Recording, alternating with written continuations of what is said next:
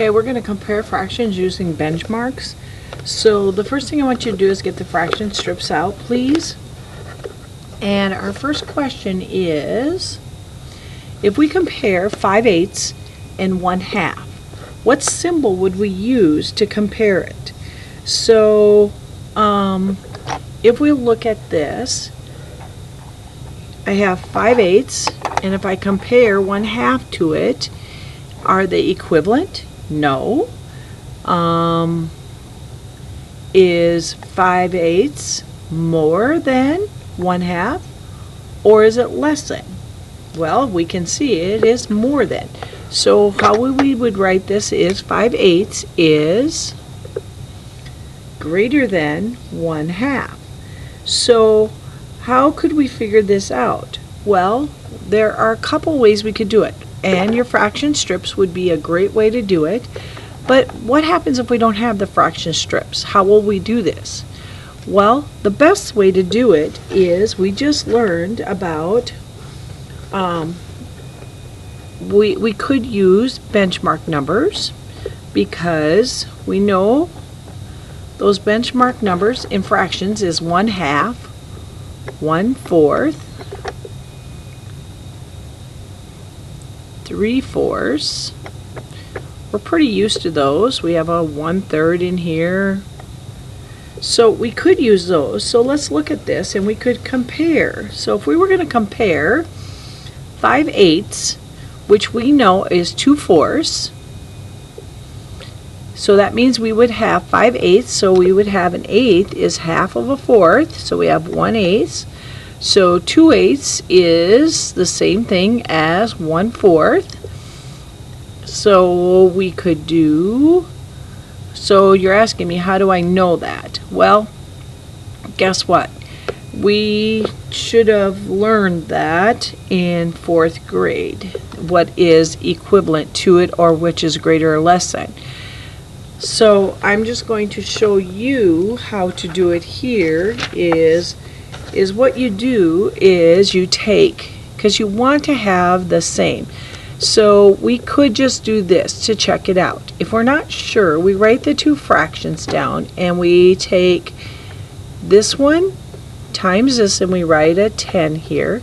We take this times this and we write it up here, and we say, well, 10 is greater than 8 is one way to do it. So then we knew 5/8 is more than 1/2.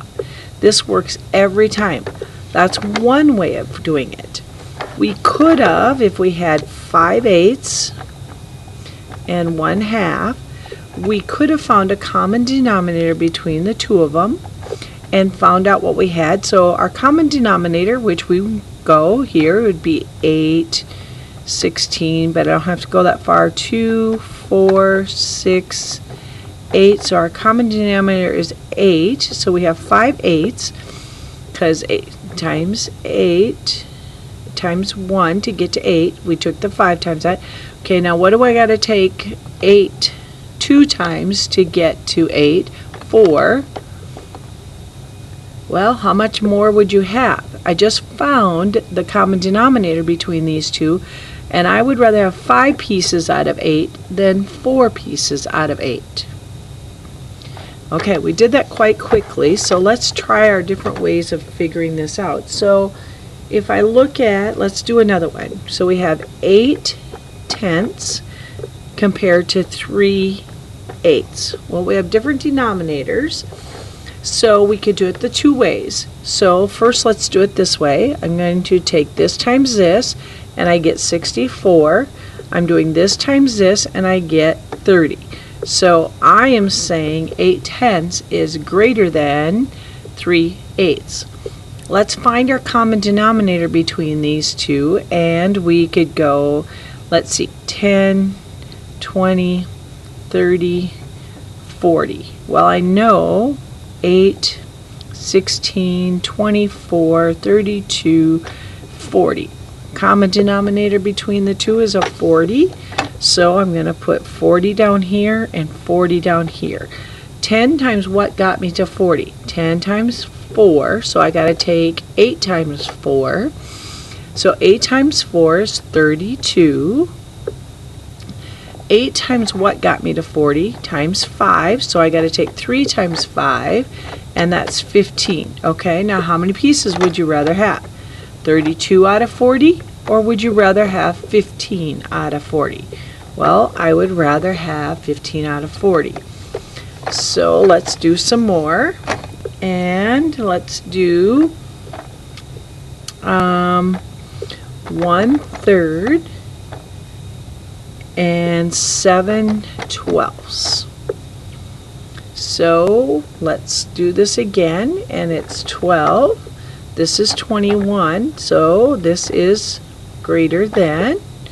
Or I can do my multiples, and I know that 3 can go into 12, so 12 is my multiples. 12 times what got me to 12? 12 times 1. So 7 times 1 is 7. 3 times what got me to 12? 3 times 4. 1 times 4. Once again, which would you rather have? I would rather have 7 12s. Alright, so let's practice a couple of those, and how I want you to practice those is, once again, I would like you to get the fraction cards, and don't use an improper fraction. We will get to those. Just pull 2 fractions out, and like this one, I want you to do, which way do they go? This is very easy because we already have a common denominator. Let's see if we grab one that doesn't. Well, let's do 4/5 and 2/8. Write those 2 on your board. I want you to find it the 2 ways. I want you to double check it. Do the cross multiplying and find the common denominator and decide both ways that way, please. So play those a couple times, and then when you get done doing that, I want to see what you know. Bring it over to me, and I will give you a sheet on to prove how you know it. Thanks.